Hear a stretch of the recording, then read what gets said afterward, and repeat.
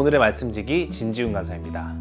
미학에서는 미메시스라는 개념이 있습니다. 간단히 말하면 무엇인가를 재현한다, 모방한다 라는 뜻인데요.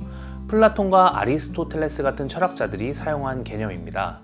흔히 어떤 아이디어가 떠오른다 라고 말하는 그 아이디어를 천상에 존재하는 인간 문화의 원형, 이데아라고 하고요.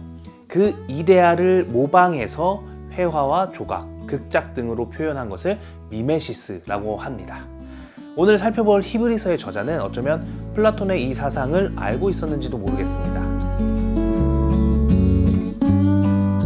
히브리서의 저자는 본문 23절에 하늘에 있는 것들의 모형은 이라고 언급하면서 구약의 제사는 사실 하늘의 크고 온전한 제사를 모방한 미메시스이고 그리스도가 자기를 단번에 제물로 드린 제사가 온전한 이데아라고 설명합니다. 모세가 죄의 문제를 해결하기 위해 율법대로 송아지와 염소의 피를 우슬초에 찍어 온 백성에게 뿌린 것은 예수 그리스도가 자신의 피를 흘려 온 인류의 죄의 문제를 해결하는 것을 모방한 것이라는 거죠. 성경은 종종 모방과 재현이라는 미학적 아름다움으로 하나님의 역사를 설명합니다. 불뱀에 물려 죽어가는 이스라엘 백성은 장대 위에 매달린 놋뱀을 쳐다보면 살 수 있었죠. 이는 나무 위에 달려 죽은 예수를 보고 믿으면 살게 된다라는 구원의 프로세스를 모방한 것이고요. 요나가 밤낮 사흘 동안 큰 물고기 뱃속에 있다 나온 것은 예수께서도 죽으시고 밤낮 사흘 동안 땅속에 있다 부활한다라는 것을 재현하여 보여주는 것이죠. 이렇듯 성경은 우리가 상상할 수조차 없는 존재와 사건, 개념들을 이 땅에 있는 것들을 통해 보여줍니다. 창조에 속하지 아니한 하나님의 영역의 무언가를 창조에 속한 인간의 영역의 무언가로 설명하는 거죠. 왜 그럴까요? 왜 구구절절한 레위기 같은 책을 읽으라고 우리에게 주신 걸까요? 그래야 우리가 조금이나마 하나님을 이해할 수 있기 때문이 아닐까요?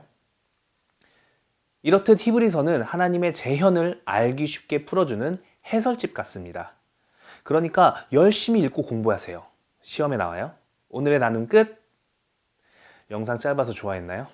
그러지 말고 우리 한 발 더 나아가 봅시다. 우리는 마땅히 이데아의 세상과 존재를 갈망해야 합니다.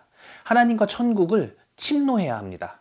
하지만 우린 썩어질 육체와 스스로 해결할 수 없는 죄의 문제를 안고 있습니다. 우리는 그 이데아를 똑바로 바라보지도 못합니다. 그 그림자를 보고 상상할 뿐이지요.